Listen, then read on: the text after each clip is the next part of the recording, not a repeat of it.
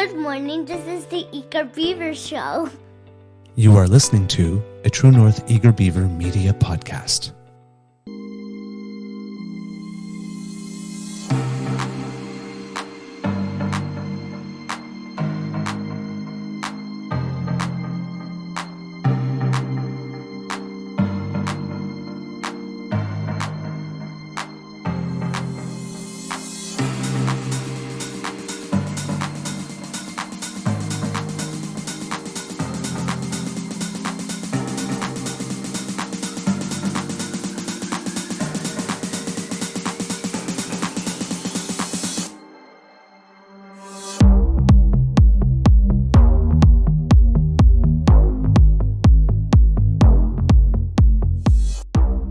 The True North Eager Beaver podcasts are proudly brought to you by our founding sponsors, the Miss V Mysteries from Corvid Moon Publishing, your source for science fiction, fantasy, and cozy mysteries featuring a broad diversity of characters. CanadianTarot.com, your uniquely Canadian online eclectic tarot community and forum, and The Pepper Master, hot pepper sauces made from fresh farm ingredients to thrill your taste buds and expand your mind.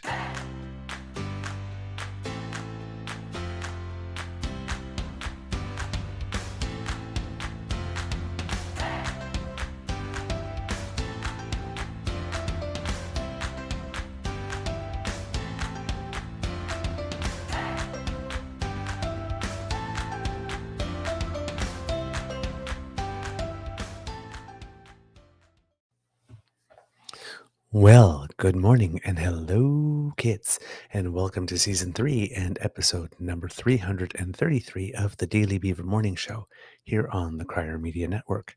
Today, recording day is Thursday, October 19th, 2023, and it looks like it's going to be a pretty good day here at the Beaver Lodge. I'm your host, the Eager Beaver, pronouns he, him, hey, Mr. Beaver, eh? And with me, kind of, is my good friend, Mr. Grizzly. He'll tell you more about that in a second. Big thank you goes to our sponsors, the Pepper Master, the Miss V Mysteries, and Corvid Moon Publishing. But Mr. Grizzly, how are you feeling today, sir? I need a new back. I'm in so much pain right now. I can barely move. I'm not going to be able to stick around this morning. I've got to go lie down on my Shakti mat and hopefully I can function at some point. But right now I'm in terrible shape. Everything hurts so much. I'm on the verge of tears. It's that bad. It happens. Yep. So take care of yourself, and I can empathize. I know the feeling. So, okay, I'll be listening in, and let me know when you want to end the show, and I'll jump back in and cut it off. But I got to go lie down. I'm terribly sorry to all the kitchen cubs and you, sir, but I can't. Self-care. I can't today. Okay. As we always say, kids, be kind to and gentle with yourself. So always take time for self-care. If you have that luxury, again, not everybody does. All right. I'm not used to doing this, but let's see how it goes. There has been lots in the news, of course, as always, because, well, we've got two wars going on, number one, and then, we are a G7 nation, so there are things that are happening here. Let's see, what do I want to start with today? Because there's a lot of weird stuff going on here. Let's start with some stuff with Donald Trump, because that's what I have right in front of me right away. His civil fraud case continued in New York, and though his attendance is voluntary, he decided to show up again. He had showed up for the first 3 days, and then I guess he got bored a little bit and wandered off, but now he's decided to show back up again. I guess he maybe didn't have anything else on the schedule. Who knows why he does what he does. But it seems that New York's Attorney General's office has been presenting a trail of evidence showing that his employees arrived at the values that they wanted for their properties rather than what professionals advised. They say that they based values on official appraisals while pumping values hundreds of millions of dollars higher. But on the witness stand, the appraiser affirmed that Trump's numbers did not come from him. So that was a big bum, bum, bum moment in that trial.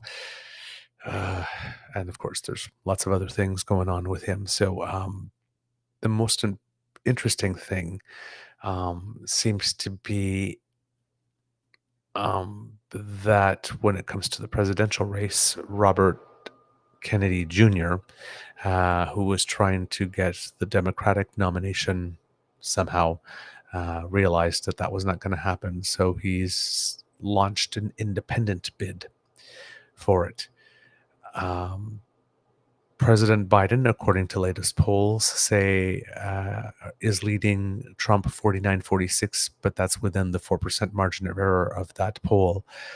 And everybody has been saying that if RFK ran, that it would probably pull from Biden. But this poll here was not just Biden and Trump they had on the list. They had Biden, Trump, and Kennedy. So when that happens, it seems that the lead, Biden has a bit of a lead.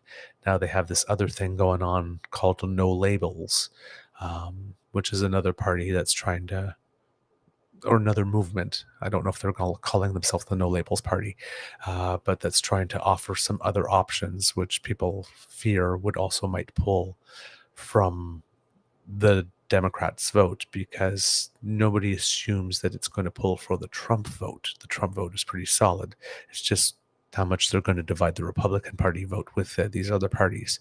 So the speculation has been that would hurt the Democrats. The first polling out there that inserted the name of a third candidate revealed that it would actually favor Biden in this case. I don't know if the United States is on the verge of breaking their two-party system to try to create a bit more of a multiple-party system or a third one. But that country needs it, because two parties going back and forth, one person building something, then the other person, destroying the thing that was built, and basically being in a model of are not, are two politics. You're the fascist. No, you're the fascist. No, you're the fascist. No, you're the fascist. And there's like nobody that can come up the middle and say, you're both idiots. Like, that's the beauty of Canada. Fortunately, we have, even though we've only had two parties federally run the government, go back and forth, we do have other parties that, we can make it such that one party doesn't have a majority, right? And temper some stuff. And so our politics seem to be a little less heated, despite PP desperately trying to make it much more Americanized, by the way he's doing things. The other thing going on in the United States, of course, is the vote for the speaker. And Jim Jordan is not doing very well. He was about 20 votes short on the first vote. And they were, as we mentioned yesterday, they were pretty much totally confident that it was going to get done yesterday, no matter what. 2 days ago, no matter what. Yesterday, they had a second vote, and more candidates didn't necessarily run, but more people were voted for. So I think there was just 3 on the first vote, and on the second vote, there was maybe 6 different options.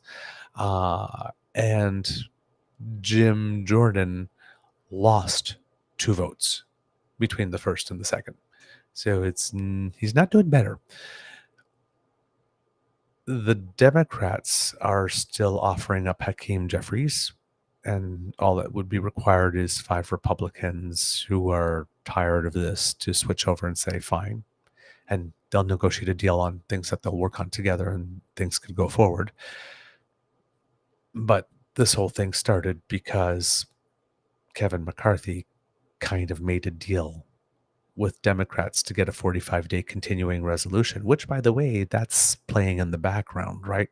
Because right now the House pretty much can't operate except for what it needs to do to hold these votes to elect a speaker. So they have a speaker pro tem, or an interim speaker, whose last name is McHenry. I can't remember his first name. I think it might be Patrick. And a lot of people are maybe looking at him. There's a talk about boosting his powers up until sometime in the month of January so that things can get done. Because in the United States right now, let's say they wanted to vote on a spending bill to help out in Israel, they can't do that. So the Republicans, who always make a very, very big case of being very pro-Israel, just like Skippy is doing right now, there seems to be a concerted movement on the part of the conservative media and conservative pundits to try to paint this government as anti-Semitic. Yeah, there's been 2 or 3 incidences, that where some person unfortunately received funding for a grant, and the funding was asked to be remitted, and an investigation to how that happened, was called for, but that wasn't good enough. And for weeks, they tried to claim that, the government was, without saying the government's anti-Semitic, but, making it look like it. And there have been other such incidents lately. So, for example, anyway, we'll get back to that, because with the bombing of the hospital, there was an attempt to do that again. But they're trying to, I kind of lost my train of thought. I'm sorry where I was going with that. But on the speakers thing, if the United States really wants to help it with Israel, because this couldn't happen at the worst time, and the Republicans are showing that they still can't get it together to pick someone as a speaker to vote while this is going on in Israel, right? You might want to try another route at this particular point in time, because, this is a critical situation. So this couldn't come at a worse time. Now, of course, there's no way that the Democrats could have known at the time that they voted to remove not Jim Jordan, Kevin McCarthy as speaker, right? That this was going to happen. But then again, this really is, the Republicans are trying to blame the Democrats for this. Oh, if you hadn't voted McCarthy out. Well, it's not like the Democrats really had any reason to want to keep McCarthy. He hasn't shown himself particularly trustworthy, which is the reason for which the 8 Republicans that wanted to get rid of him also. So it was kind of funny. They both didn't trust him for different reasons. So yes, of course, the Democrats would say, yeah, let's get rid of him. But the fact that the Republicans are in disarray and just can't get it together to vote for someone is kind of a delicious bonus for the Democrats.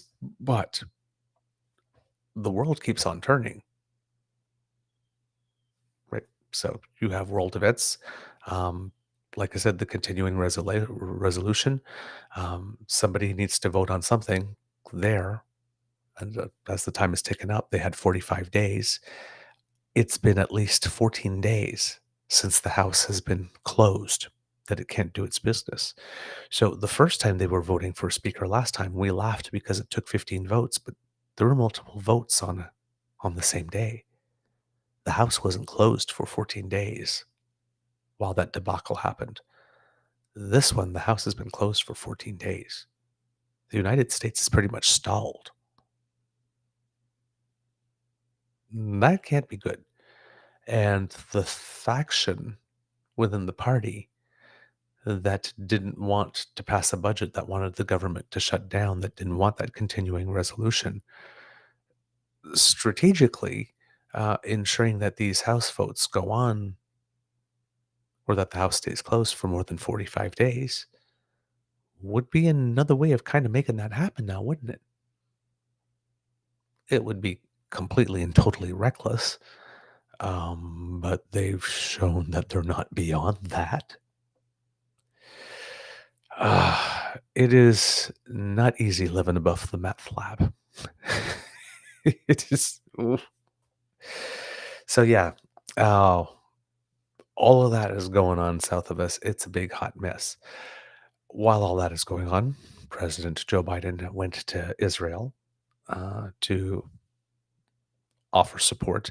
He was also supposed to have a visit with the leaders of Jordan, the leaders of the Palestinian Authority, and another entity that I can't remember off the top of my head. Those were canceled by the parties he was to visit after the hospital incident took place. The hospital incident, once again, is yet another in a lesson that we have been being taught over and over and over again, that the hot take is probably not the best one. And that, yes, even though we live in a 24/7 world where as soon as something happens, somebody shoves a mic in your face and asks for, what's your opinion? What's your take? Is this a good thing? Is this a bad thing? It's like, and there are certain things for which you can know that. But when a hospital in a war gets blown up, who did it? In a conflict where there is mass misinformation, disinformation, misdirection, propaganda, one side blaming the other side blaming the other. I mean, just last night when I was listening to news on Al Jazeera, it was still being reported as an Israeli airstrike on that hospital. And that's not the way it was reported in other news, right? So there's a man from the Eurasia group, his name is Ian Bremmer, who made an interesting tweet the other day saying, absent facts, the guilty party is the one you don't like. And that's pretty much what's being applied here. So Dean from the network also had a tweet going out yesterday, something like 24 hours ago, the story was one thing, 12 hours ago, the story was another thing. And now the story appears to be that it might have been a misfired rocket, not from the Israel side, but also not from Hamas. It might have been from another group called Islamic Jihad within the country. So something that misfired and hit the hospital. Again, I do not know how certain that information is. I know that there are ways for people to find that out if people can get on the ground and do the analysis. And I don't know who's doing the analysis, and I'm not sure on how reliable the current version is. But that story has changed at least 3 times now. And there are people that walked out, chin up, ass out, on version 1 or version 2, and made some very, very strong claims that now they have to walk back. It's just everybody. Sometimes I wish we could just give the entire planet a Xanax, because people just really need to chill the F out, man. It's like, this again is pointing to the wisdom of waiting until there are at least a few verified facts available in the public domain, verified facts from reliable sources, before choosing to have an opinion. Again, this is a fresh situation. We don't really know much about it now. Of course, it's terrible that this happened to the hospital. But when we find out more, we will tell you more. Is an acceptable answer.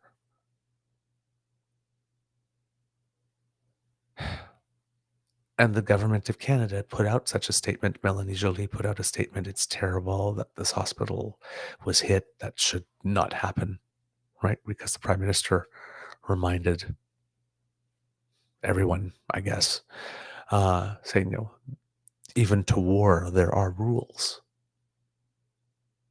You generally don't try to take out hospitals. It's usually considered a no-no. But we didn't know who did it. We didn't have any source for the weapon. We didn't know. So we made a blank statement, a basic boilerplate statement. We didn't rush in and take a side right off the bat because we didn't know who was responsible. And there have been like Andrew Coyne yet again. putting up there like, really? Really? Nothing? Nothing? You're not even going to say? You're not going to condemn anybody? You're not going to say, really? No, no? Gee, what a weak response. Again, trying to paint this government as somehow anti-Semitic. It's a dog whistle. They're not right out saying that they're Jew haters. But they didn't come out in the first 15 minutes and say how horrible it was that the Palestinians or that Hamas or that Islamic Jihad or that Hezbollah bombed that hospital. And then they'd come out and say, well, there's absolutely no way Israel would hit the hospital. Israel would never do that, ever, ever, ever.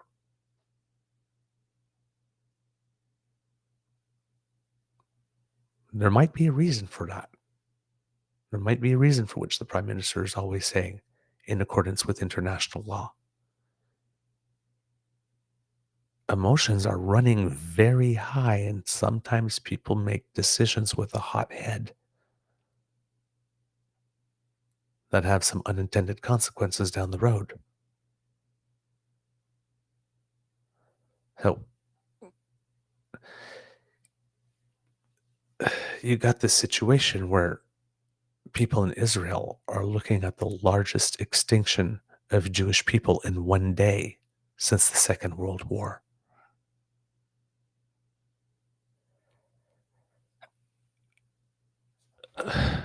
The emotions that are going to be behind decisions might,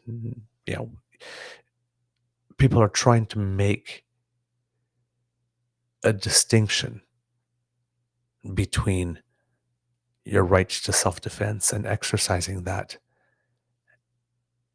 and a search for retribution. And don't think I'm going out on a limb here and say that in a case like this, retribution would probably feel really damn good. But then what? It'll still have consequences after that. So decisions have to be made in a highly inflamed state, in a highly emotional state. I've heard the word pogrom being mentioned. And that word has historical significance. And on the other side, you have the Palestinian people who, again, I'm going to say, a good chunk of them hate Hamas because they know they're being used as human shields. Nobody likes that. But you have some people that are really upset that some people would have a thought for a whole group of people who, through no fault of their own,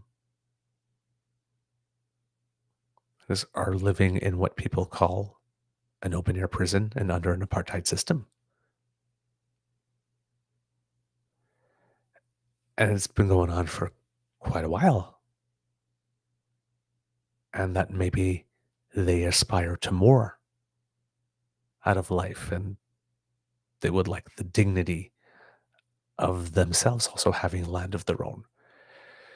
So it's a hot mess, but it leads people to make some decisions. Like in a school here in Canada, there was a teacher, I believe it was in the Ottawa area, who asked a student who was Palestinian, who had the Palestinian flag on their screen, I guess it was an online class thing, to take it down.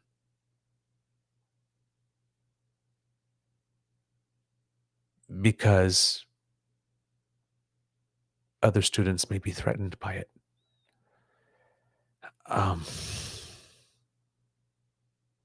Of course, there were complaints, and the teacher, did apologize for doing that. But that kid in that moment, that child, And said to the teacher, says, "Well, I'm not feeling particularly welcome right now."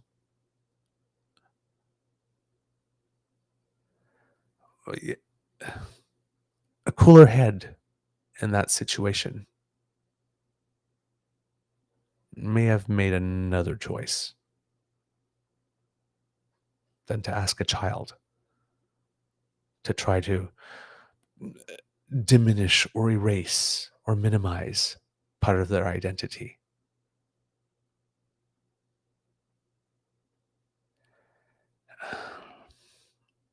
We have to be careful with what we do. We live in a pluralistic nation. We have many people of many religions and life stories and histories and ethnic origins, all living under the same roof, which means that we have to be kind to each other. We have to be mindful of each other. We have to make sure that when things like this are going on, that we keep in mind that there are people who are suffering on both sides of the border, and that it's not wrong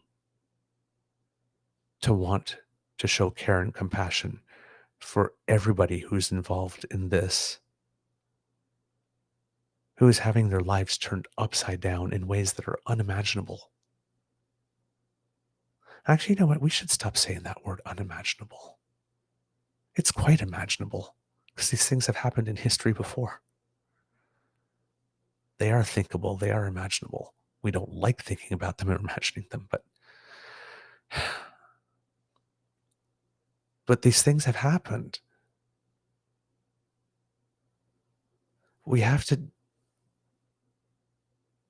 just be gentle, and we can show that compassion. We can show that care. And yes, there are going to be some people, like I mentioned a few shows ago, there are going to be some people who are fearful right now. Legitimately so, rightfully so. A lot of us are not in their shoes. We don't feel what they're feeling. Who all they care about right now is they want to know, are you on my side? And they don't have time for nuance right now. And you know what? It's not the best situation, but it's fair. I can't sit here and tell you that in the same situation that I could be as calm and poised as I am now and see it from all sides. Maybe I would just care about my thing in that moment if it was really real, like right here in my face, real for me. That moment, we can't know. We can't know. So just first, opting for kindness rarely is a bad option.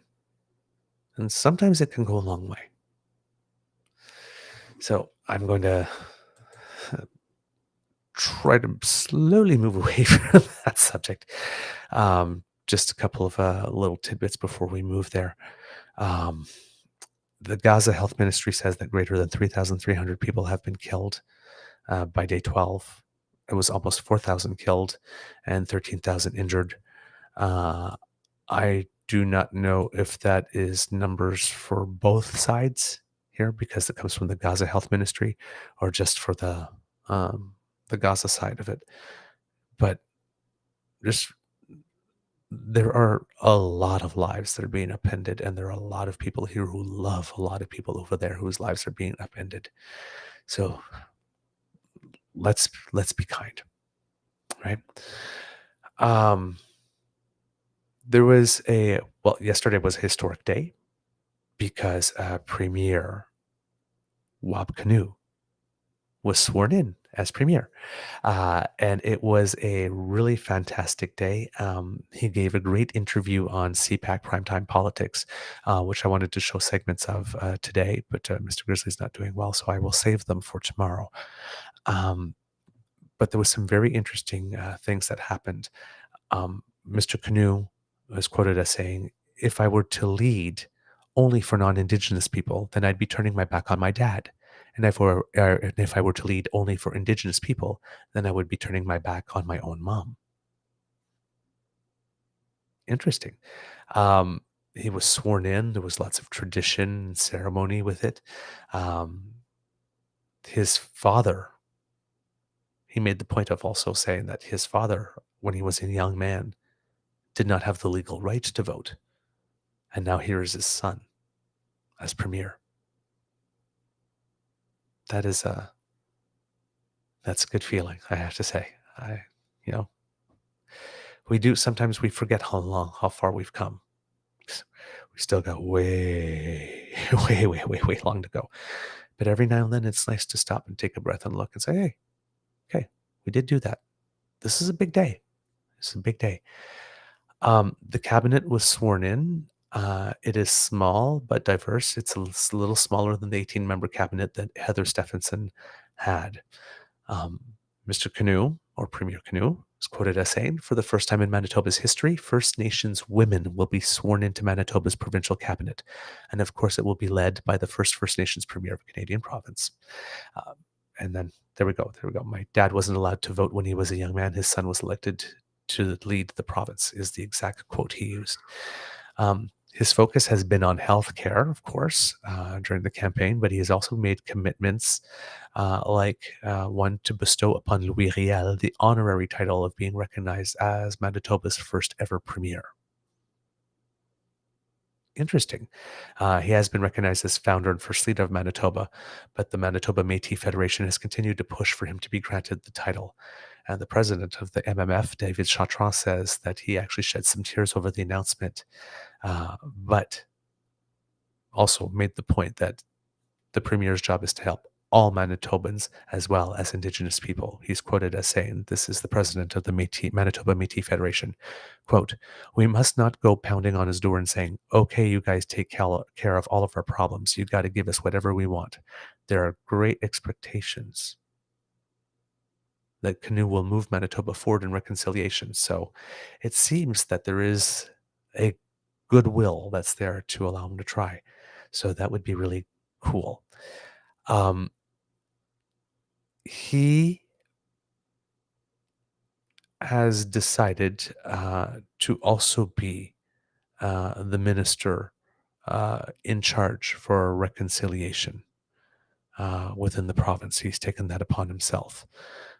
So that'll be pretty interesting to see what he does. Just like the prime minister in his first cabinet chose to become to be the youth minister as well. So he's taken this on. He's mentioned Manitoba now has a Jewish lieutenant governor and an Anishinaabe premier, a gender-balanced cabinet, and a government MLA team that represent many walks of life. And I believe that this sends a message to every young person in Manitoba that no matter who you are, no matter where you come from, and no matter which barriers you've had to overcome on your life's path, that the road to success is open for you. How can you not love this man?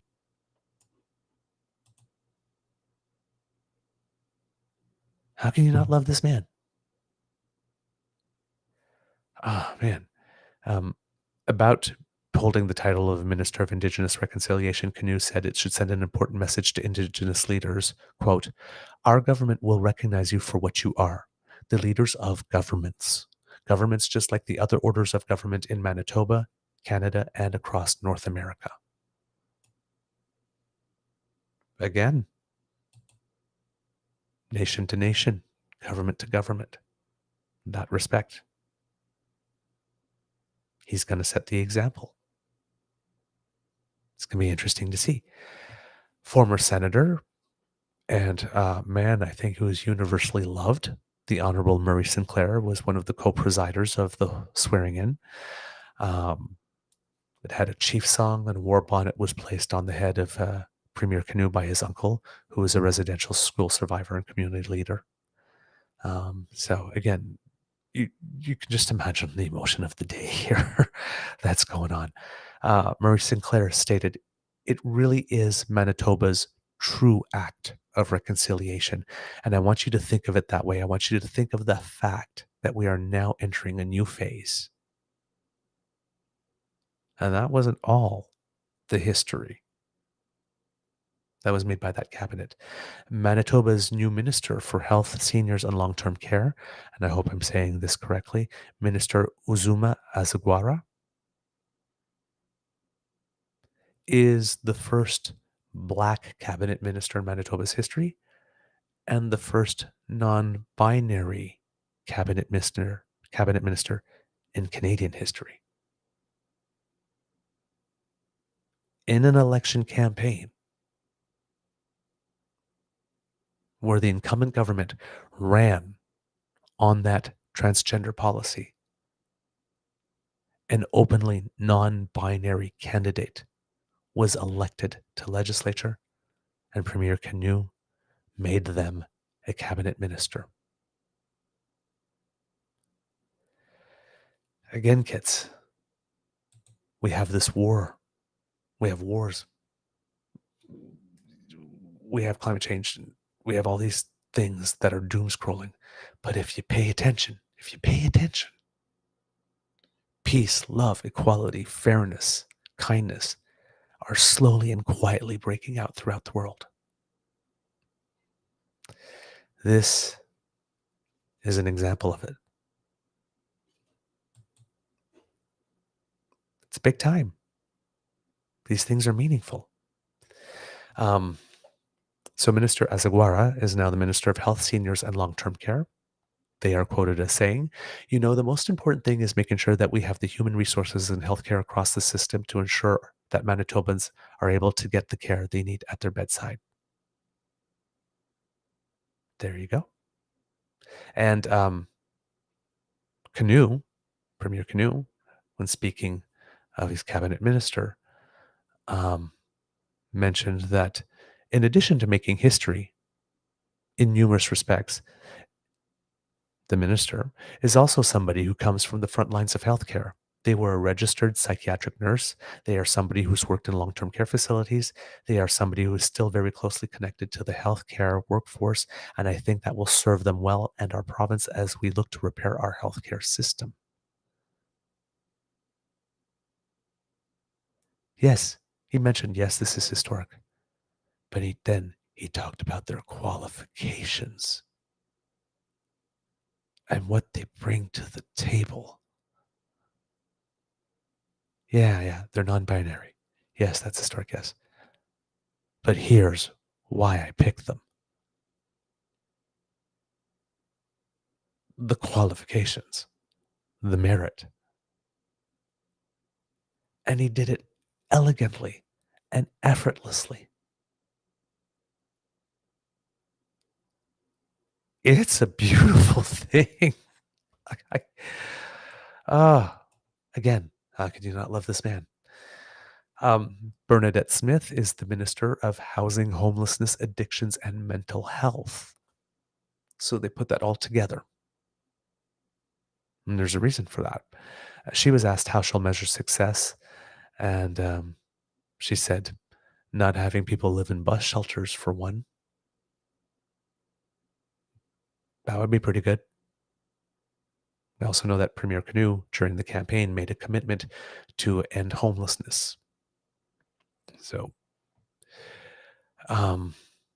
when asked about putting housing, homelessness, addictions, and mental health together as one department, said, Winnipeg, along with many other communities in our province like Thompson and Brandon and others, has seen so much more visible signs of the impacts of homelessness and some of the related social challenges.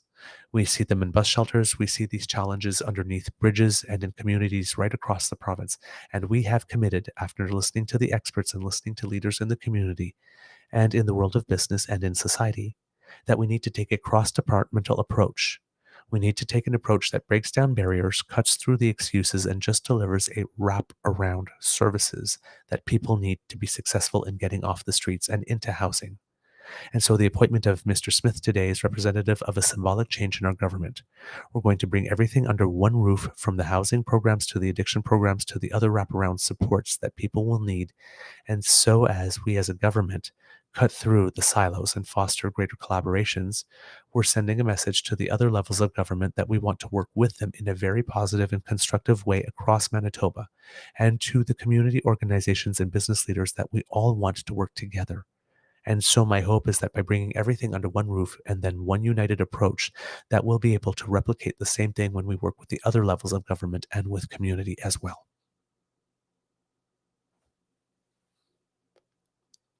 Again, the wrap around services. If we're talking about addictions and mental health and homelessness together as a unit and how these elements feed each other, doing it in a wraparound way. I mean, oh man, how can you not like this guy? I'm pulling for him. I'm pulling for him, and there's a lot of people that are saying that they could see this man as leader of the NDP one day, the federal one, might even be able to see him as prime minister. Okay, now that's with a lot of enthusiasm in its early days, so we'll wait. But even that, there's some even talk in my lifetime. I never thought I would see the day where I'd hear people talk enthusiastically about an Indigenous Canadian as being prime minister material. It's a good day. It's a good day. You got to listen. The world is tough. You got to take the wins when you get them, and this is a nice, beautiful win. It's a beautiful win. Unfortunately, all across the world, down in Australia, the vote, the referendum on creating a body that would be called The Voice, that would provide some advice and guidance to the government of Australia on matters related to Indigenous rights. That was voted down by the people of Australia by about 60%. Prime Minister Tony Albanese says that it's not the end, at least for him. He's going to try and do more in other ways. But he said that he was very disappointed by the vote. Members of the Indigenous community in Australia who were very much for this initiative and supporting it were devastated also. Once again, as a Canadian, I do not understand the concept of allowing people that are not part of the affected group vote on recognizing rights for other people. I don't understand that. If the vote was strictly among the Indigenous community, maybe they're voting on something for themselves, but I just didn't understand the concept of asking all Australians to vote on whether or not we're going to give a group that's been traditionally marginalized and still not included in the Constitution rights, because there's been no history in the country of anybody willingly wanting to grant them. So why are we asking people to vote on whether or not they'd be willingly wanting to grant them? It's one of the things I loved about Canada when it came to our rights as rainbow people. It was judicial only. Are you recognized as human? Do you fundamentally have human rights if you are recognized as human? Are those rights being granted to you in a manner equal to every other citizen? And that's all that matters. That was the legal test. Nobody then turned around and said, oh, okay, well, yes, we do recognize them as human, and yes, they should have rights. But first, before we do that, because that's should be where it ends, right? Yes, you are recognized as human on equal footing with every other human. Therefore, you have inherent fundamental rights, which we will recognize. But first, a vote. No. That's where it ends. So one of the reasons for which I'm very, very grateful to be Canadian, that we have a government and a legal system that recognizes that. Hopefully there will be other things happening in Australia to be able to recognize the Indigenous people there. All right. So that's Mr. Canoe. Yes, this is the thing I was looking for when I wanted to open with Trump as well. So I'm going to scooch back to him. It seems that there is now a gag order on him, which must be killing him, which of course is great. And of course, there's already articles that I didn't get to read, but did Donald Trump already violate the gag order? Of course he did. Right. This guy has no impulse control. But federal judge Tanya Chutkan barred Donald Trump from attacking witnesses, prosecutors, and court staff involved in his Washington, D.C. criminal case. Her gag order states, quote, First Amendment protections yield to the administration of justice and to the protection of witnesses. His presidential candidacy does not give him carte blanche to vilify public servants who are simply doing their job. Twice during the hearing, it seems that his criminal defense attorney, John Lauro, was behaving more like his campaign publicist, claiming that the only possible solution to the problem of allegedly no gag order being constitutionally acceptable, that's their position, right? It's within his First Amendment rights to threaten judges and witnesses and all that kind of stuff, that it's just free speech. So, therefore, there is absolutely no limit whatsoever that the judge could put on Trump's speech that would be constitutionally acceptable. That's his lawyer's position. And so, therefore, the only solution to not affect the presidential election is to delay this trial until after the presidential election. He's been denied this several times already by this judge, and they're still trying at it. Well, she was not having it. And she very curtly, quote, This trial will not yield to the election cycle, and we will not revisit the trial date. Boom. Now, of course, the judge, having made it quite clear that so much of what Trump says and what he posts and reposts are thinly, and sometimes not so thinly, veiled calls for violence. She pointed, for example, to one of his favorite lines, him talking about Special Prosecutor Jack Smith and his lawyers as deranged thugs. She noted, you know what, Mr. Lauro, any other defendant who was on pretrial released and a federal felony case who said the person prosecuting him was a deranged thug would be removed from pretrial release and would be detained pending trial. So why is Trump any different? Hmm?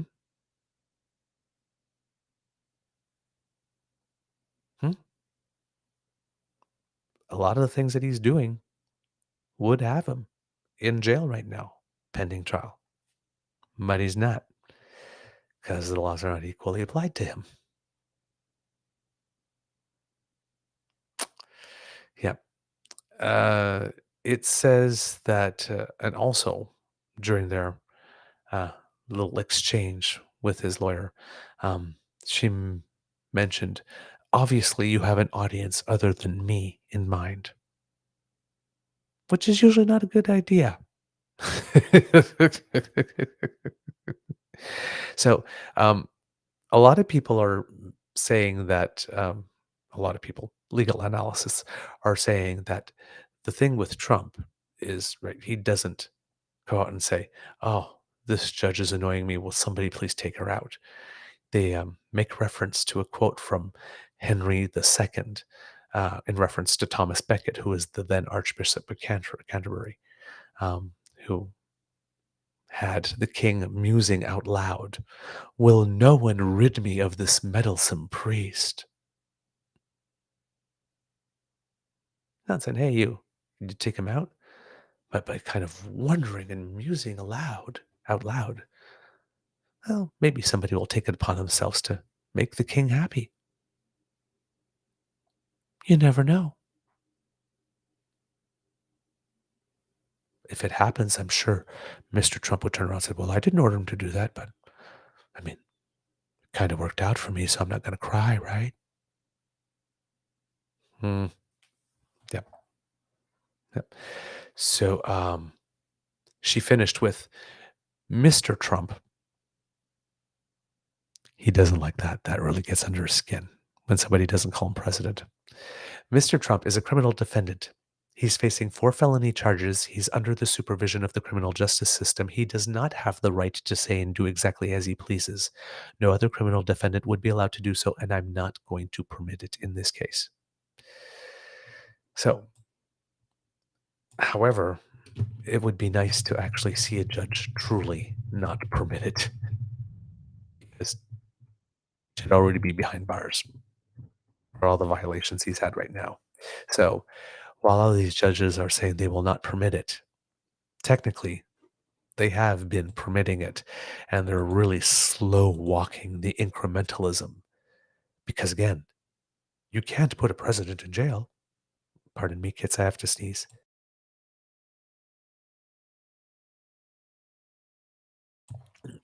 And Trump's lawyer actually said that, testified. So what? You're going to put a former president in jail? I would like to see the judge suddenly channel former Prime Minister Pierre Trudeau, go, yeah, I am. Just watch me. Boom. It's got to happen at some point. This guy can't stop running his mouth. But we'll see. We'll see. Back to Israel. Sorry, my notes are not necessarily in a specific order. President Joe Biden said that he secured an agreement for delivery of a limited amount of aid to Gaza through the Rafah border in Egypt. President Abdel Fattah al-Sisi of Egypt has agreed to open the border crossing to let in about 20 trucks of aid. Limited. There's about 200 trucks waiting at the border at the moment, but it seems like it's going to be a bit of a pilot to see if those 20 will get through without being commandeered somehow by Hamas, because if that does, then all attempts of delivering aid through that border are pretty much going to cease immediately. President Biden is quoted as saying, "This has been a very blunt negotiation I've had, and I want to get as many of the trucks out as possible." At the time he was saying this, there's, I guess, 150 or so something there. Not all of them will go. The commitment is, if in fact they cross the border, the UN is going to be on the other side, with the point being that if Hamas confiscates it or doesn't let it go through, that's going to end. The UN Agency for Palestinian Refugees says that it has systems in place to ensure that supplies don't fall into the hands of Hamas. This, if it goes through, would be the first delivery of outside help in about 11 days. So it's really needed.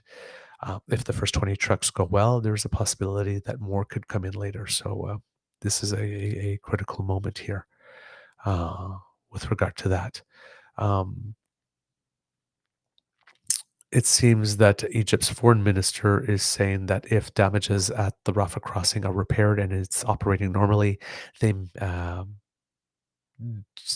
foreign nationals, foreign citizens, and dual nationals that are trapped in Gaza might be able to leave. But negotiations around crossing have been littered with broken promises so far, and no other refugees from Gaza would be able to leave. So this would only apply to foreign nationals and dual citizens that are there. Actual Palestinians who have lived in the Gaza Strip all their lives would not be granted permission to cross. There seems to be an all-out international effort to show solidarity, because the day before President Biden was there, German Chancellor Olaf Scholz had visited Israel, and today it's UK Prime Minister Rishi Sunak who's there. So the diplomatic effort is there. In the United States, it's, according to polling, 2/3 of people say that they want the U.S. government to show strong support publicly for Israel in their war against Hamas.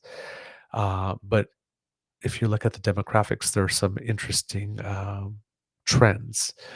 Um, for people who are 45 years and over, 78% said that they wanted this strong public show of support. But for those under 45, it was only 48%. That's a 30% drop. I don't know if it's just because there's less teaching about the Holocaust in school or something. Again, a lot of things start where you put the needle. People who have uh, around my age, I'm 50. I've known this conflict, whatever I've seen on the news, from whatever point, you know, I started paying attention to it in my life, and not necessarily fully aware of the history before. So, from my perspective, I've seen two different entities, you know, struggling with each other in some way and trying to find some way to live in peace and in coexistence, and not really being all that successful at it, and often at times doubting the commitment on either side to actually wanting to achieve that goal. Um, so it's interesting to see that if you are older and World War II and the Holocaust was closer, like this, that the data seems to show that you are more supportive, and the further away the event gets from people when they're born, the more sympathy there might be for Palestinians specifically. When it came to race, 72% of people said that white people said that they wanted a strong show of support for Israel, but only 51% of non-whites. Again, and over time in the United States, according to Gallup, this is the first time that voters from the Democratic Party have been showing themselves in polls to be more sympathetic towards Palestinians.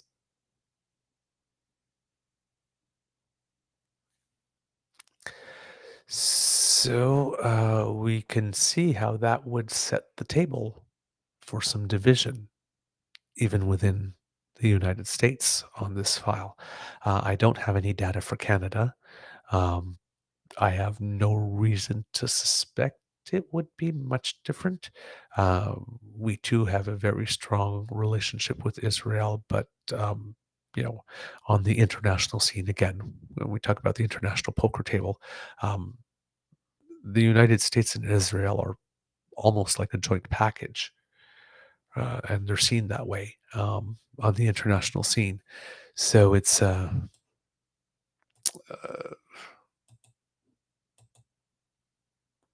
it's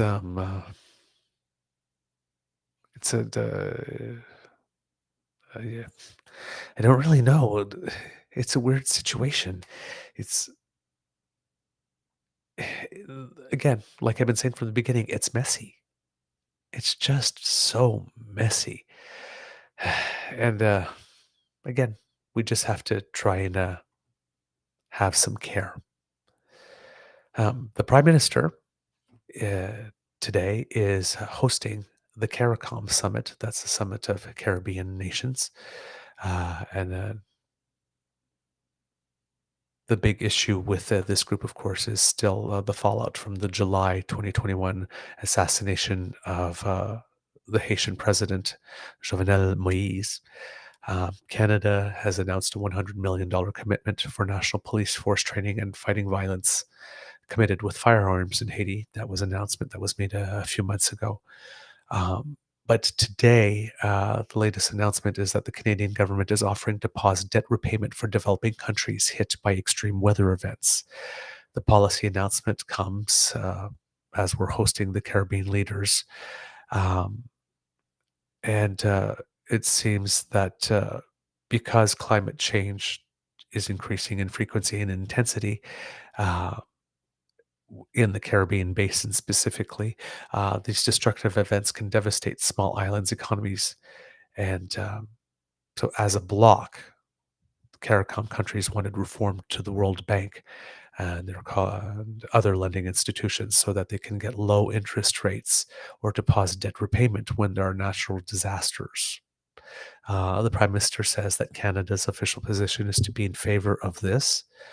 So they will advocate for that position at the World Bank, and the government of Canada itself will implement this with regard to its own lending to these countries, joining international partners in calling for major creditors, both public and private, to offer climate resilient debt clauses that pause debt repayments for vulnerable countries in times of crisis or catastrophe.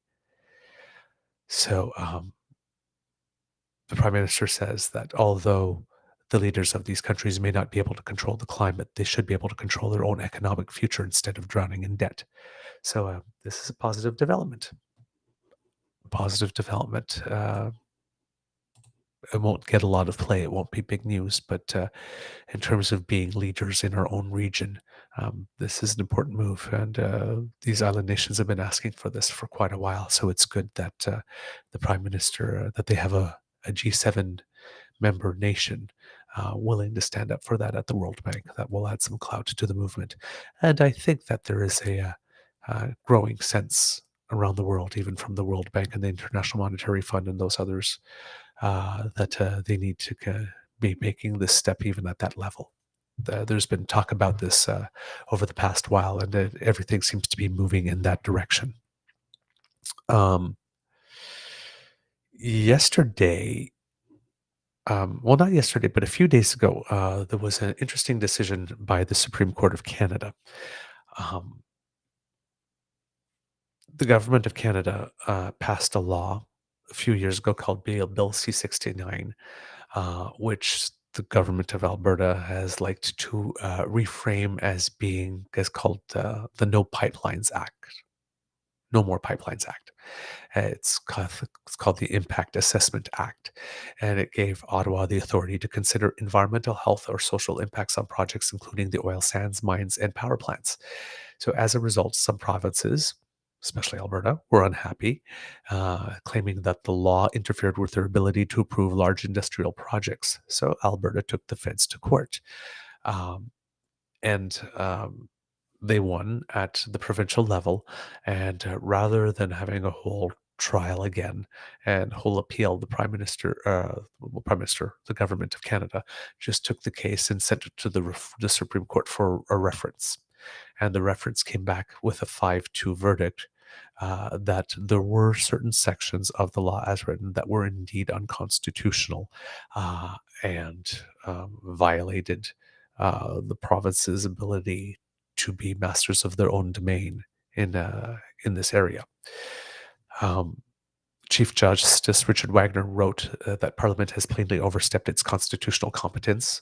The ruling says that Ottawa has the right to do environmental assessments, so it did confirm and affirm the right of Ottawa to do environmental assessments, but it says that the feds overstepped in their ability to affect projects for reasons such as contributing to climate change. Deborah Curran, who is an environmental law professor at the University of Victoria, says, quote, there has to be a clear tie between the assessment of these impacts and the purpose in federal jurisdiction or the impacts in federal jurisdiction. Environment Minister Stephen Guilbeault stated, today we accept the court's opinion. The act will be amended in Parliament, and we will follow the guidance of the court and collaborate with provinces and Indigenous groups to ensure an impact assessments process that works for all Canadians. I'm not equipped at the moment because usually the standard answer, at least that was the case when Stephen Harper was the prime minister, when something like this would happen, was like, oh, these judges are activists and they're quashing us and we need to do something about that damn court. Send us money. Let's fundraise off this. And then actually not follow the roadmap that the Supreme Court gave you and refused to consult with Indigenous people. And well, that's how you fundraise millions and millions of dollars off a promise to build a pipeline to Tidewater while not getting an inch of it built. Yeah. So we have a member of the government saying, yeah, we accept the court's opinion. They gave us some guidance. We will incorporate that into our law. We will have further consultations with provinces and indigenous groups. And we will table the law again. Wow, just give me more of that peace, order, and good government. That's the way it's supposed to happen. Natural Resources Minister Jonathan Wilkinson says the changes will be solely based on the court's direction. So, quote, we're not talking about, rewriting the act. We're talking here about surgical intervention to further define certain elements of it. That's on the federal government side.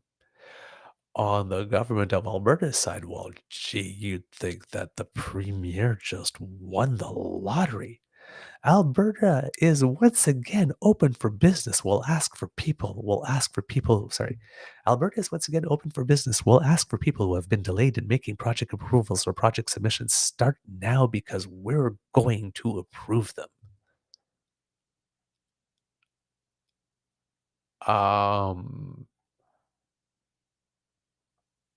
Did s- d- are you telling people that all they need to do is file the paperwork and you're just going to rubber stamp them? Um, that's a bit of a premature enunciation, Premier Smith.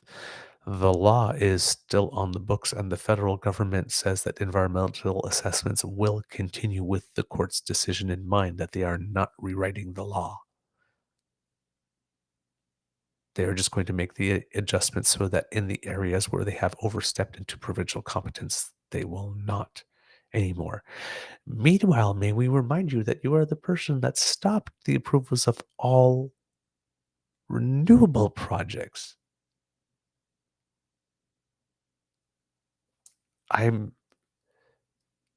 You're not open for business. At least not for all business. Right? Jeez.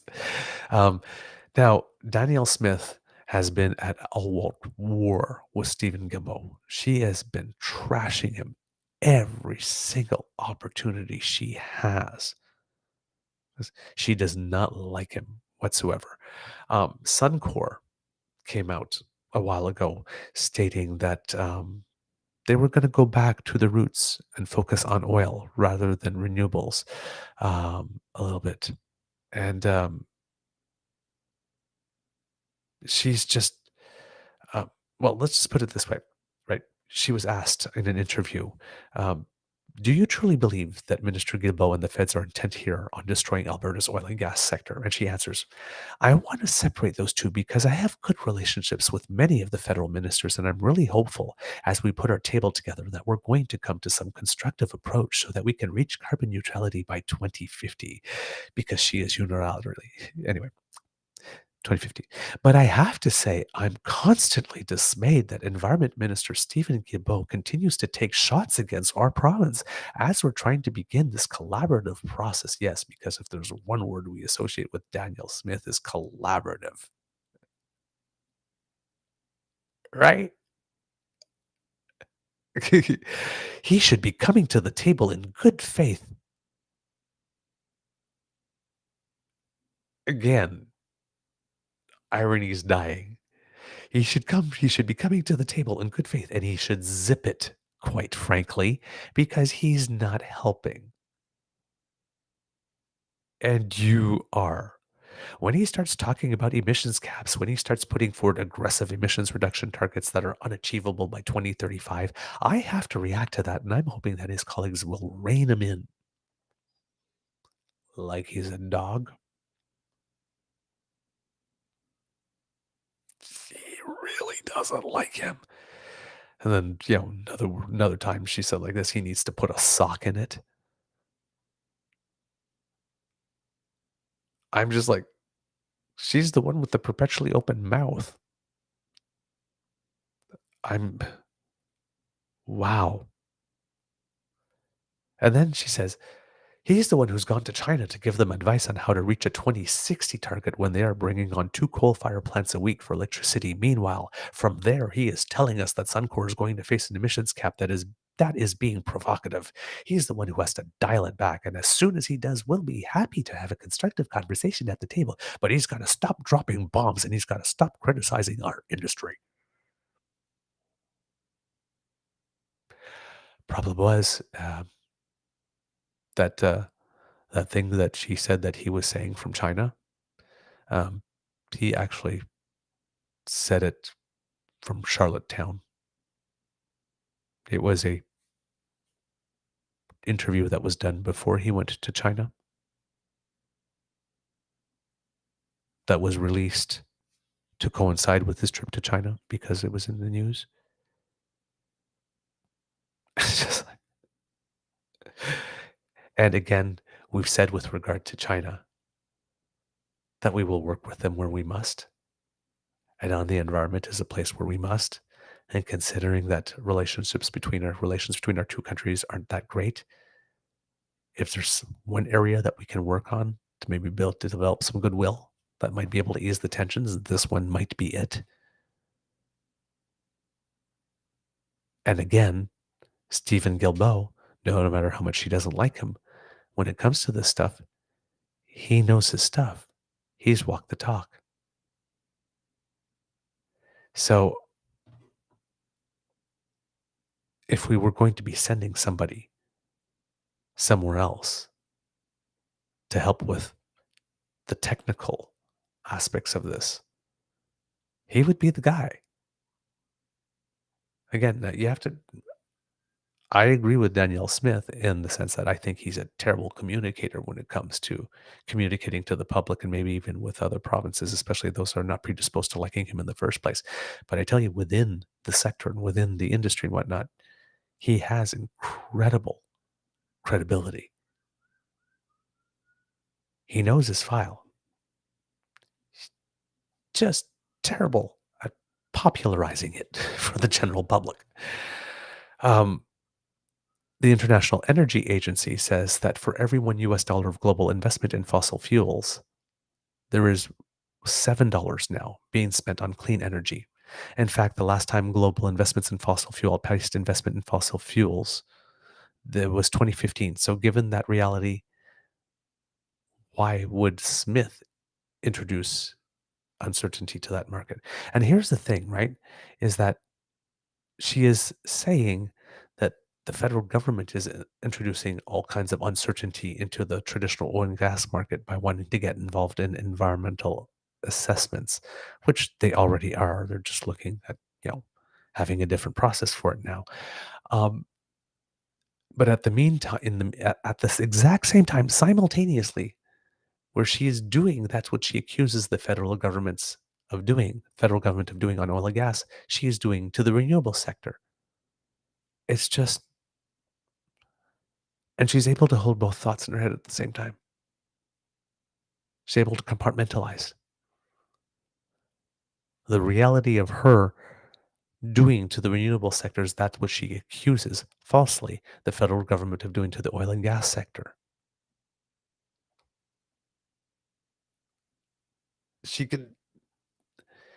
That woman, she should donate her brain to science when it's done, because how it is that she does that. I mean, God. So sorry, I made a mistake. It's for every, not $1, $7 for every $1. It's $1.7 for every dollar. So it's starting to outpace.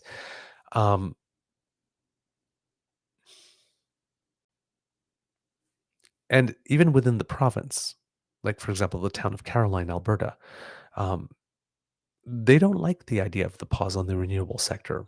They're saying the pause is sending a conflicting message to investment in corporations who will not look kindly on these sorts of government's decisions. The impact on the Caroline municipality alone will be damaging. Instead of a much needed increase in our tax revenue, Caroline again will have to continue to move closer to the solution.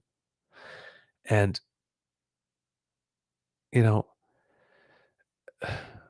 when she's asked about that, she turns around and says, well, I hope you'll also interview public about rural municipalities and associations, because they passed a motion asking for us to pause because they don't want to continue seeing solar and wind going on to prime agricultural land with no plan for reclamation and cleanup. So I think we have to be responsible. We have to make sure We have to make sure number one, stability, and number two is affordability.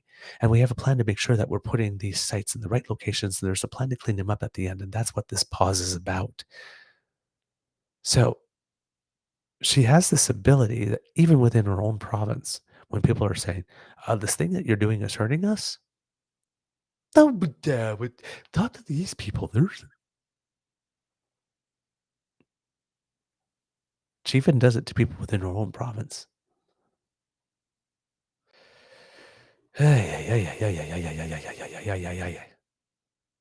So,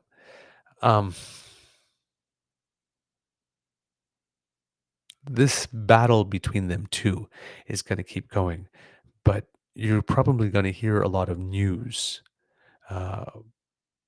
from Alberta claiming that they've gotten this big victory on this. And you know what? Maybe this is the most that Danielle Smith can get, and she won't be able to parlay it into any more. And if she just took this little win and claimed it as a huge win and ran with it and didn't try to embellish or do anything more, it probably would net her strategically a bit more favor with her base in Alberta. But I have a feeling that that's not what her hardwiring is. So, my feeling is that she's going to have a whole team going out there and saying that they won. And then when the amendments are made and the bill isn't really all that much substantially changed, which is going to be the case because, as Minister Wilkinson said, it's not going to be rewritten. They're not going back to the drawing board. Then I'm guessing that creates a whole other platform for much more strident complaint then, right? But we won. How can you do this? Oh my God, they're disregarding. And I can't believe that they would defy the Supreme Court.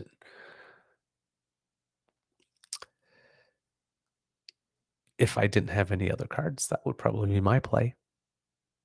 If I was on that side, if I was thinking like Danielle Smith. But yeah, she will. Kit Elaine, she will try to run with it.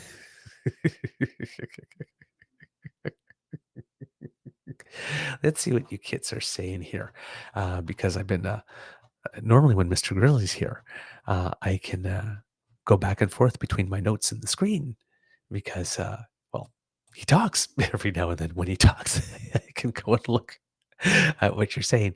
But as I've been filling all the time, I've been trying to search through my notes, so I haven't been seeing what you kits have been saying. So let's see what we have here. Oh, we have lots of you kits are wonderful. Lots of wonderful messages for Mr. Grizzly here. Feel better, brother, from Dan. Kit Dan. So sorry, Paul, from Kit Linda. Get better soon from Kit Cassie. Take care from Kit Tavi G. Feel better from Kit Jillian. Kit the Daily Beaver says feel gooder, Mr. Grizzly. So there you go. There you go. Lots of healing energy being sent your way, my friend. Miss Sadeka, morning, everyone. Hope you feel better, Paul. There you go. All right. We have Kit Jillian when we were talking about no labels. No labels gets a lot of funding from the GOP-based PACs. Yeah, political action committees. That's true. Kit Mohan, healing vibes heading your way, Paul, with some hearts and some love there. There you go. Yes, Kit Cassie, like Matt Gaetz started the problem removing McCarthy. Indeed, he did. Them two, I think, had a bit of a personal beef, and so it wasn't just politics there. A lot of this was personal. Kit Siwich saying Republicans are proving they are incapable of leadership. That is absolutely true. The Kit Daily Beaver getting a good laugh. Another loss for Trump as he endorsed Jim Jordan. Who saw that coming? Everybody. The thing with Jim Jordan is that he's having trouble securing votes from, I guess, whatever constitutes moderates in that party these days, because they don't trust him to approve a budget that would properly fund defense spending. Gee, I wonder why that is. I guess when you spent the better part of the last year making the case that maybe we should not be funding Ukraine. That maybe you're not committed to the nation's defense. Seems that that's the roadblock. The other roadblock is that it seems that he's not a particularly prolific fundraiser, which matters when you're a speaker. So those are they seem to be the two major roadblocks, in addition to the fact that nobody trusts him. He can't be trusted.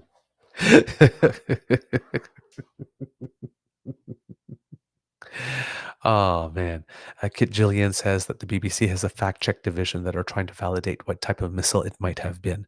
Exactly. That's going to keep on happening, and eventually over time, we are going to get that. We'll see. Kit Gillian, Pod Save the World is a good place to get nuanced analysis of this whole mess. Yep. The people at Pod Save have a good series of programs. I do listen to them from time to time. So it's, yep, that's a very solid recommendation here. Kit Saucy Sea Witch, I'm tired of humans trying to extinct each other. Oh, I tell you. Yep. Kit Lindy, the IDF spokesman guy jumped down David Cochrane's throat the other day. That's on Power and Politics, for asking him a question about the validity of Israel's intelligence. They don't want to be questioned. I also saw another interview with someone from the Palestinian side who was upset in the interview. I mean, he was trying to be as delicate as he could, but it seemed that she was convinced that he was definitely super pro-Israeli and not very receptive to her point of view. So it's like I said, it's messy, and people are going through some very real stuff. So, which we need to be gentle and careful. Miss Sadeka, I'm not worried about Trudeau. I'm worried about how deep Biden is involved with Israel. If there's a war, that's a huge problem. Indeed. Kit Mateo has a message. End war, bring love. Love is much better than war. Mateo, I have to agree. War is stupid. It just is. One love, love all. Let's go. Right. So yes, beautiful comments here. It was Kit Cassie. I was hoping for something from you there. It was a fantastic ceremony. Métis Jiggers and Senator Murray Sinclair.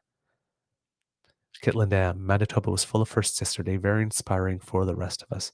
Indeed it was. Indeed it was. All right, kids, that's wonderful. Thank you so much for those comments. I love that. I love to see that you are participating. And yes, Kit Jillian, I wanted to mention it. I'm glad you put it in the chat because I wanted to mention it yesterday and I forgot. Good news from Poland. They had an election, and it seems that the party led by Donald Tusk. And if that name rings a bell for you, it should, because he was the former president of the European Council. They won the election. So I'm sure that former Prime Minister Voldemort is somewhere crying because he was really hoping to keep Poland in the fold. Of course, probably the Prime Minister of Canada is breathing a sigh of relief too, because when that incident with that person who should not be mentioned, who was honored by mistake in the House of Commons, when that incident happened, the Polish Minister of Education from the previous government was calling for some type of inquiry or investigation of some kind. Well, now that he's no longer in government, I guess that kind of goes away in that sense. But yes, Poland now has a government that is not to the right, which will be very helpful because, well, number one, Poland is a pretty major nation, and for the first phase of this war, Poland was pretty much in LFG mode. let's fucking go, because they would like to take care of the Russians.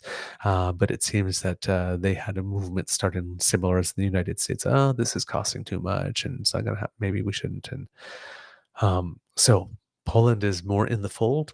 Unfortunately, Slovakia is not. They recently had an election as well, and they went right. And down in New Zealand as well, after 6 years of the Labour government there. As you know, Jacinda Ardern stepped down a while ago because she said that she didn't have the flame anymore. They had an election also on the weekend, and their government went towards the right as well. I don't know how far right the right is in New Zealand, whether or not they're more moderate or not. But yes, so a couple of wins and losses in the columns. Manitoba goes NDP, Poland goes in the correct column, but Slovakia and New Zealand flip the other way. It's life. It's life, the geopolitics, it kind of happens. But yes, thank you for bringing that up, Kit Jillian, because I did want to mention that. Oh, and another interesting development in the United States that I wanted to mention is that Senator Mitt Romney has announced that he will not be running for re-election in 2024. Basically, the party has moved too far right. He's not really interested in being part of that, what's going on anymore. So, yes, one moderate senator will be lost. There is another race in Arizona right now where Kristen Sinema, who's been a bit of a roadblock to the Democratic efforts in the Senate, she sort of left the party at one point and said that she's not a Democrat or a Republican, somewhat independent. So she's running in this race as an independent that has, unfortunately, that Carrie Lake woman, that woman who considers herself like Trump in heels and tried to contest her election again in Arizona.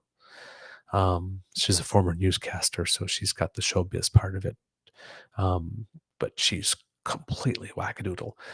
She's in the race, and then there's the Democrat candidate is oh god, I had his name and I just lost it. Diego Ruben Gallego. It seems that again they're having a three-way race like this.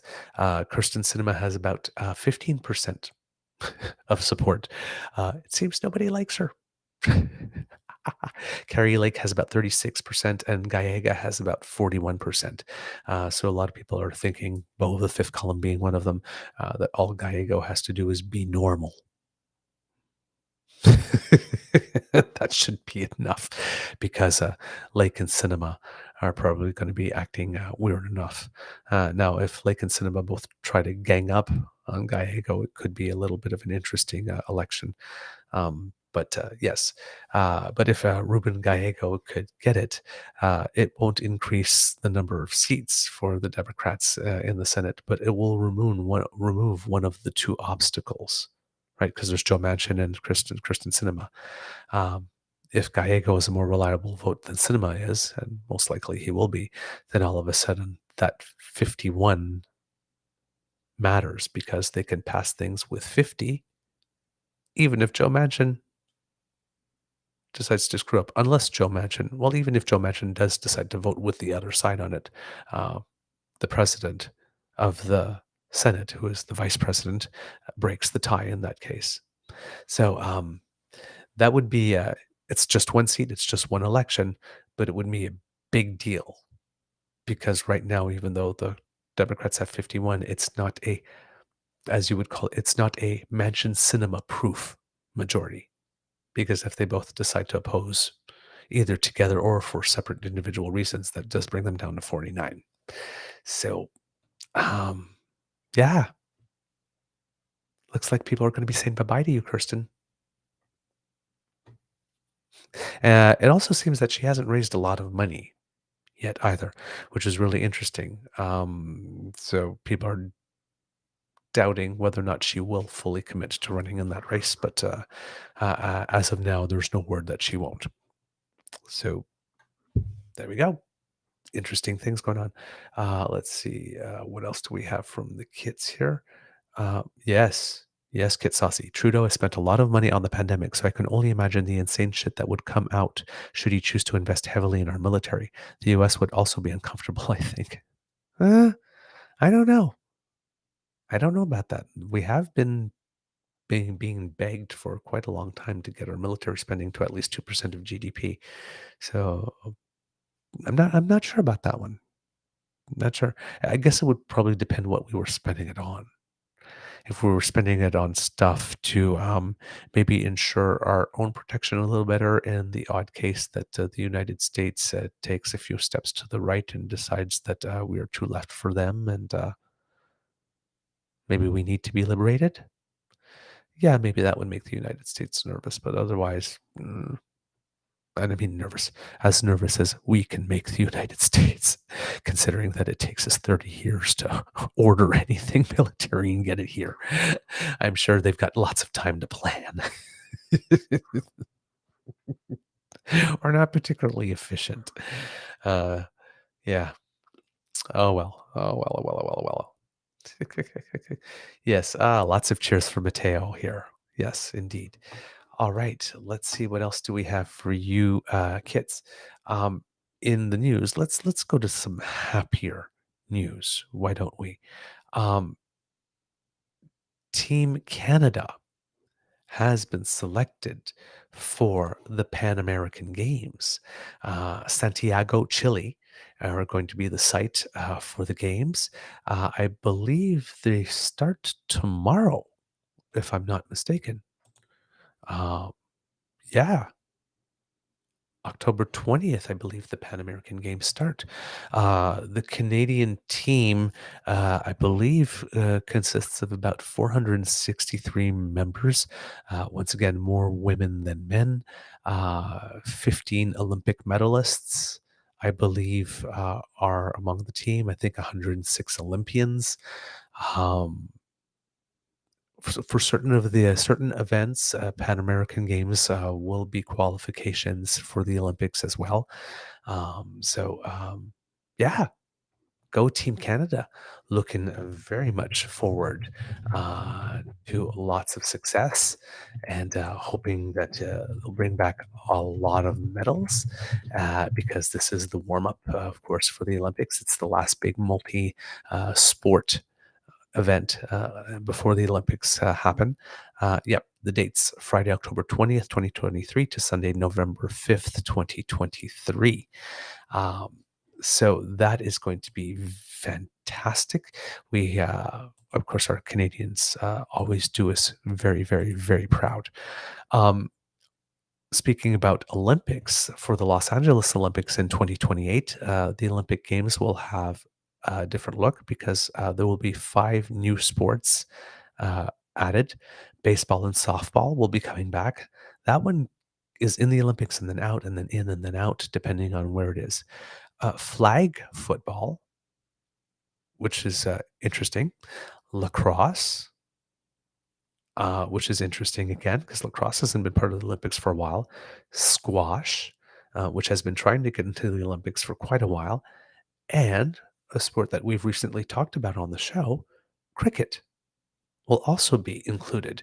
Well, just as the time that Team Canada is starting to have a little bit of success, who knows? Maybe in 2028, there'll be a Team Canada playing cricket at the Olympics in Los Angeles. So softball, cricket, and lacrosse are making returns to the Olympics.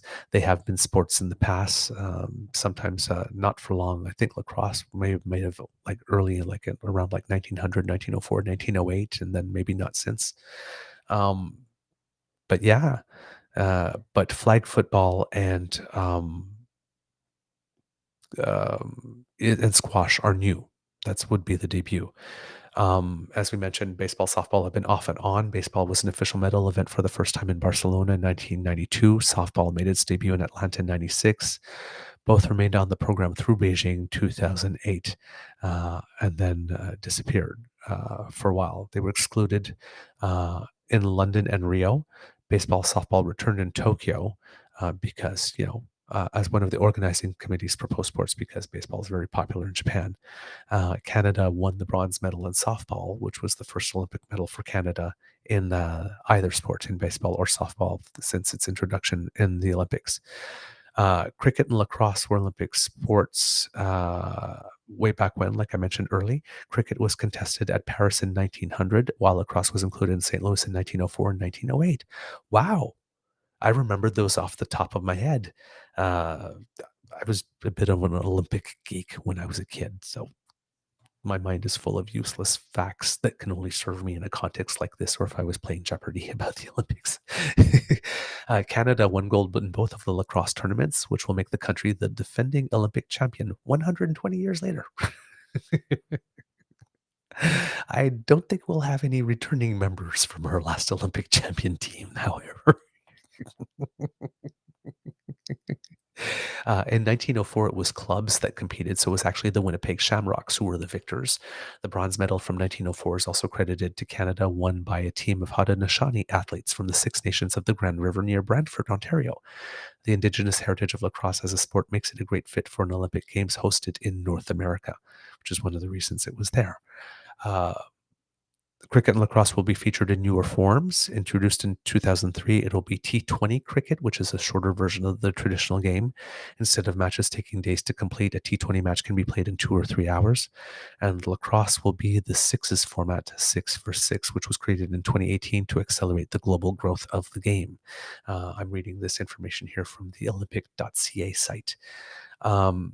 Now, for squash, it was already included in other multi-sports events like the Pan American Games, where it's been an official medal sport since 1995, and Canada is the top medal-winning country at the Pan Am Games there. But yes, finally qualifying for the Olympics after a couple of attempts. And of course, given the popularity of the NFL, so flag football made it to the Olympics. In flag football, for those who are not familiar, the defensive team aims to remove a flag from the ball carrier. So there's like a little strip of fabric or whatnot that's tucked into the back of I guess I don't know what you would call those actually, though. I guess the football pants that they're using. And as you're running, rather than tackling somebody, you just try to grab it, and if you grab it, that's considered a tackle. So it's less possibility for injury, of course, but probably a faster paced game, I would assume. So yeah, we'll have lots of things to look forward to with the Olympics. As we mentioned about Canadians who do us proud, Sydney Pickram, champion Canadian swimmer who we haven't heard of for a while, has returned to her fine form, along with Kylie Mass and Ingrid Wilm, who won 6 medals between them at the second leg of the World Aquatic Swimming World Championships in Athens, Greece. Pickram swam to the gold medal in the women's 200 individual medley, an event in which she was the World Championships bronze medalist in 2019. So that was a great result for her. Nice to see her back at the top of the podium. And then she claimed a silver in the 200 IM at the first leg of the World Cup in Berlin. And it was her first that was her first competition in 5 months. She didn't even go to the World Aquatics Championships this year for personal reasons. Basically, she's talking, she had recently spoken about some mental health challenges. She said, 2 months ago, I had crippling anxiety and depression. I was not able to do what I loved.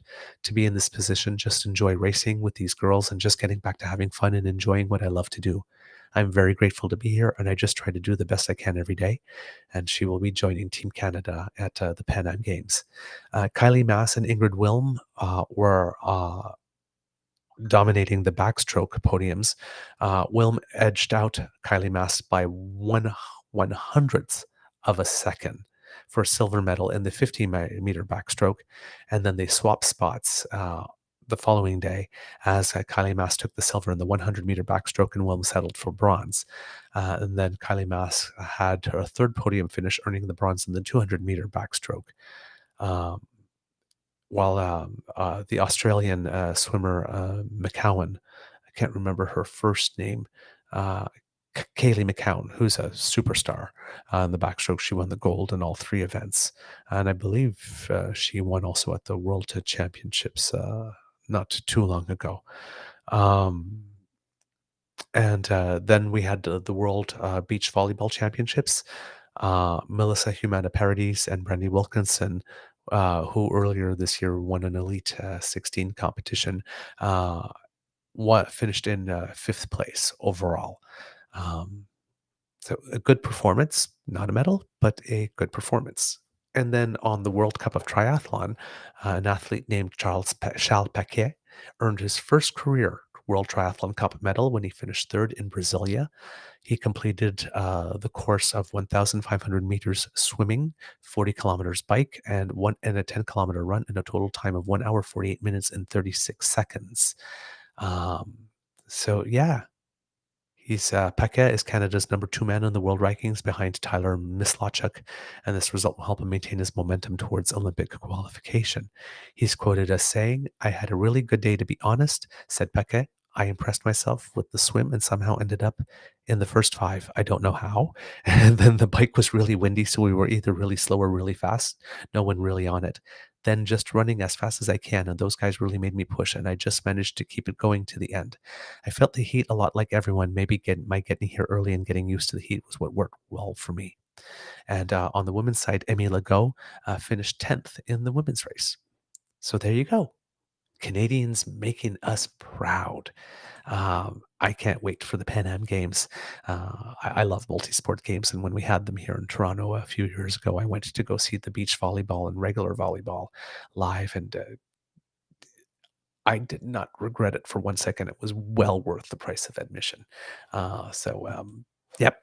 If you have an opportunity, I think my democracy is something that you do. I'm going to do it a little early. Is like to sit in front of your TV at least once between the now and November 5th, and good for Team Canada. Yay, Team Canada. Yay, Team Canada. Do we have? I'm feeling slightly better. I was lying on my Shakti mat for about 45 minutes, and thankfully Bridget stayed the night, so she's here. She's going to go to the drugstore for me later, and I'm going to put my TENS machine on in a few minutes. So yeah, I'll be feeling better shortly. I'm not going to be fully functional today. I mean, I've been helping out with my job, my day job, by having video conference calls going, yeah, I'll do this, I'll help you with that, do this, I'm really not functioning well.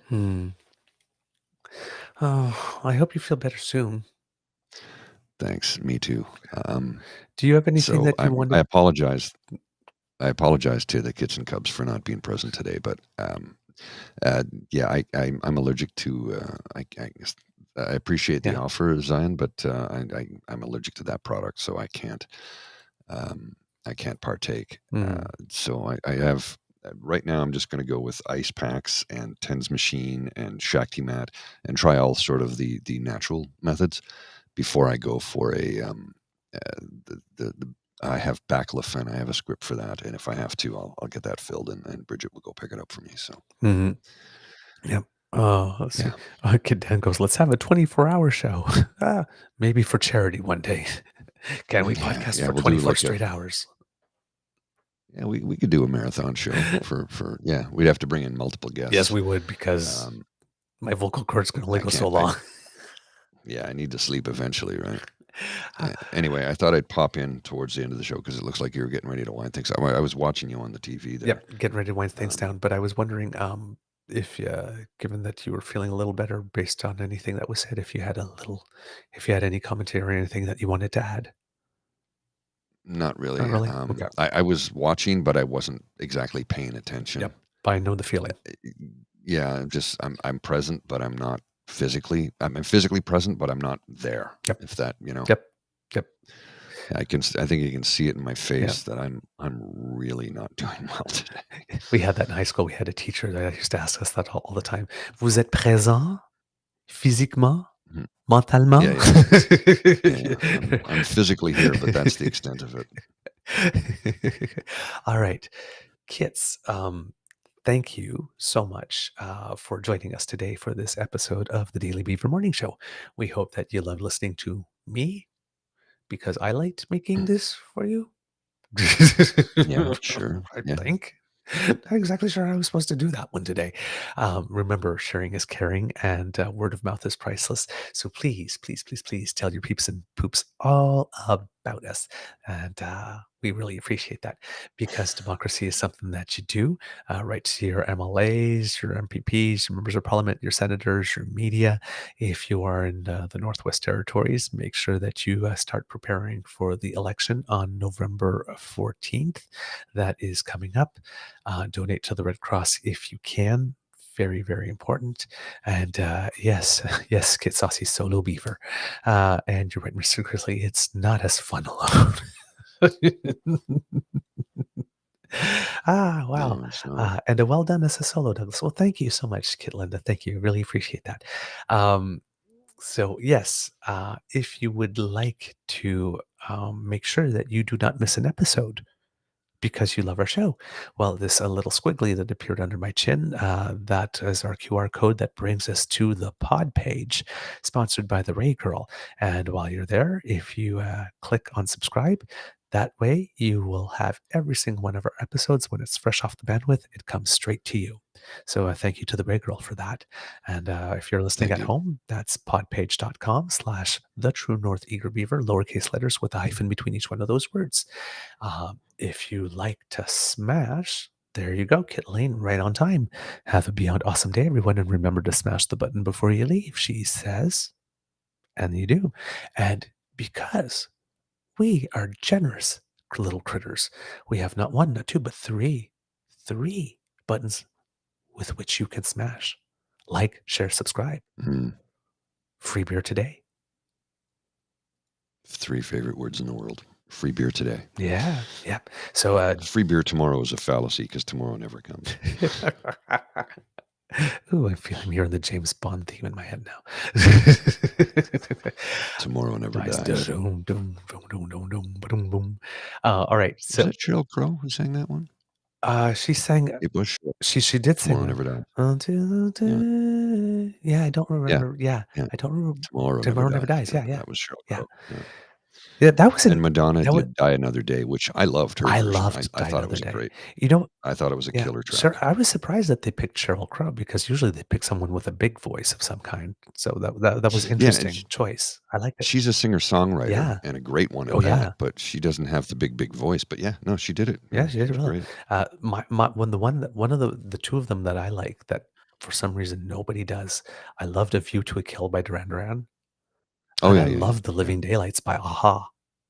Yeah, no, they were both great. Great song. It's big, lots of drama to them. Adele did Skyfall. Did she do Skyfall? Yeah, and Billie Eilish did the most recent one, and she recorded it.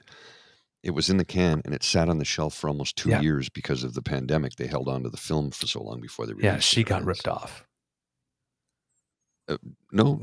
She got ripped off because, I mean, yes, it got delayed, but because it was pandemic and not everybody was going to movies and whatnot like this, the song didn't get as much profile as it should have gotten because it was good. Yes. I thought you meant from a business standpoint. No. The opportunity. It's like, there was this thing I remember. There was this, I think her name was Lita Ford. Back in the day, she was just starting to become famous, and her big debut album launched on September 11th. Oh, no, Lita Ford's been around since the 80s, dude. Wasn't that Lita Ford? Lita Ford's been around since the 80s. Actually, since the 70s. Oh, sorry. No. You're thinking of somebody else. Yes. It was the I Wanna Be Bad was her big hit. Not Lita Ford. Willa Ford. No. Willa Ford. Sorry, not Lita. You know what else was released on September 11th? Which became a #1 worldwide hit and solidified them as a rock superstars? No, I don't know. This Is How You Remind Me by Nickelback. No way. That was... Yeah. And you know what happened on September 10th? Michael Jackson was given a Lifetime Achievement Award. And he said, and so he got off stage at 12:01 a.m. because they were taping the show. And he's like, I want to remember this day forever. September 11th, 2001. I'll never forget. If you watch the Michael Jackson, there's a Michael Jackson film about it, and that they recreated that moment. It's like, yeah, you're never going to forget it. Oh Of course, he my. died a few years later, but yeah. I have a video clip I wanted to show that I had lined up. Please. And you know, my circumstances changed, but I'm going to show this video clip, and it's about Skippy and the apple. Oh, And okay. Just Yep. watch. Just watch. Why should Canadians trust you with their vote? Common sense.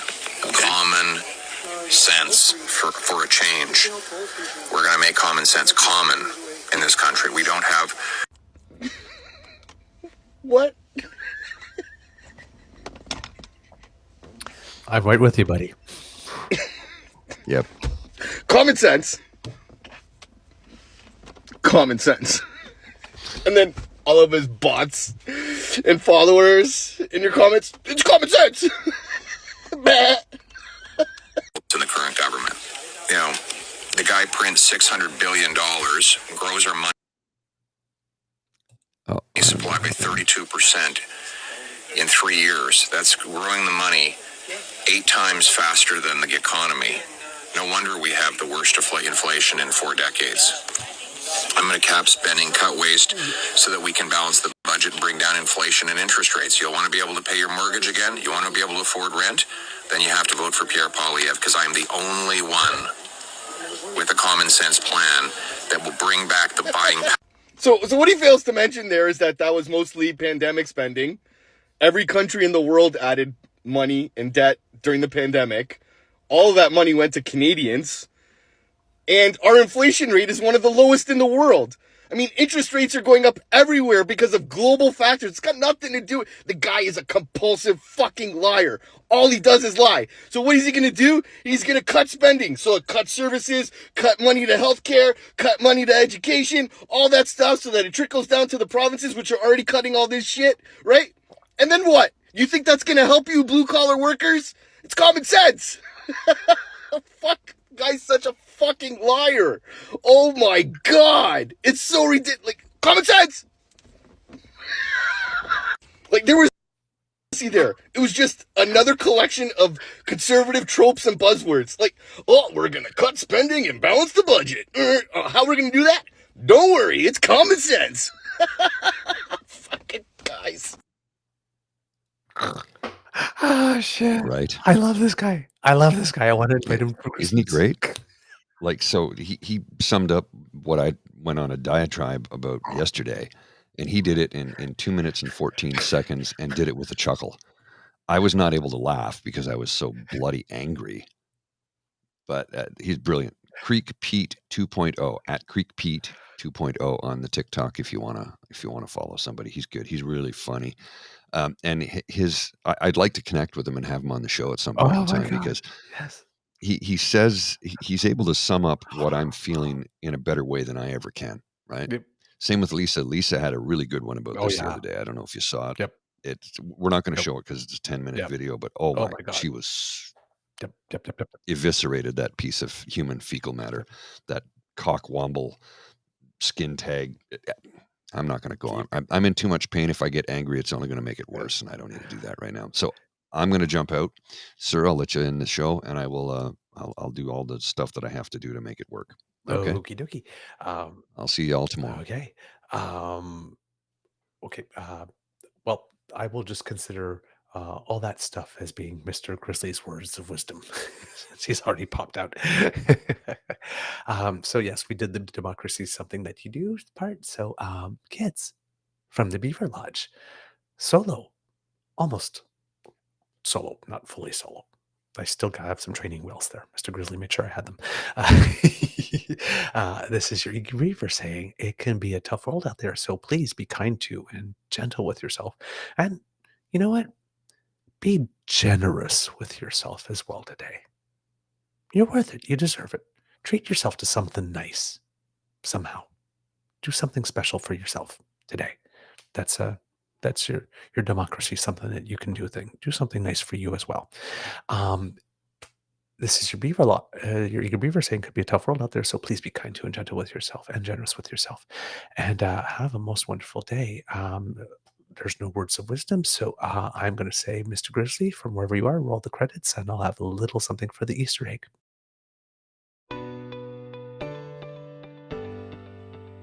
You are listening to a True North Eager Beaver Media Podcast. The True North Eager Beaver podcasts are proudly brought to you by our founding sponsors, the Miss V Mysteries from Corvid Moon Publishing, your source for science fiction, fantasy, and cozy mysteries featuring a broad diversity of characters. CanadianTarot.com, your uniquely Canadian online eclectic tarot community and forum. And the Peppermaster, hot pepper sauces made from fresh farm ingredients to thrill your taste buds and expand your mind.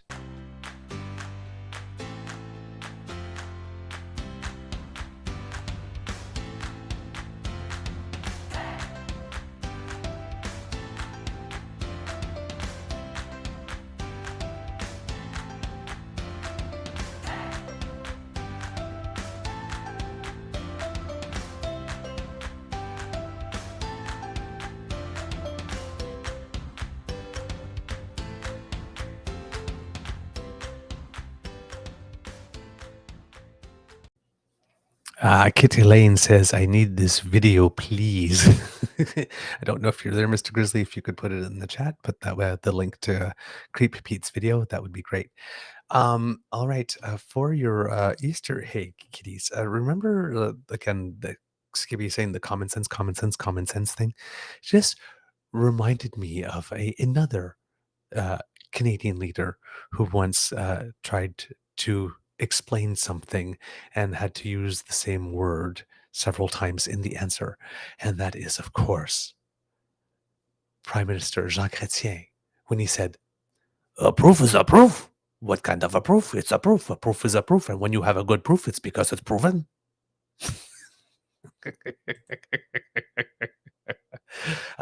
Great moments in Canadian oratory. All right, kids. There we go. Kit Elaine, Mr. Grizzly just put the link to the Common Sense video that we just watched up there for you. It's 2 above your comment there. All right, kids. Have a wonderful day. Je vous aime beaucoup.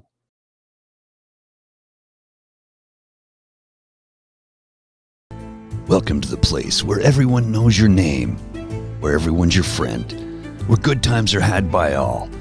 Sit back, relax, pour yourself a beverage and enjoy our company. I know we'll certainly enjoy yours. Welcome to the True North Eager Beaver Pubcast. Once a month, we gather at the Lieutenant's Pump at 361 Elgin Street in downtown Ottawa, Canada's capital city, bringing you joy and happiness all day long.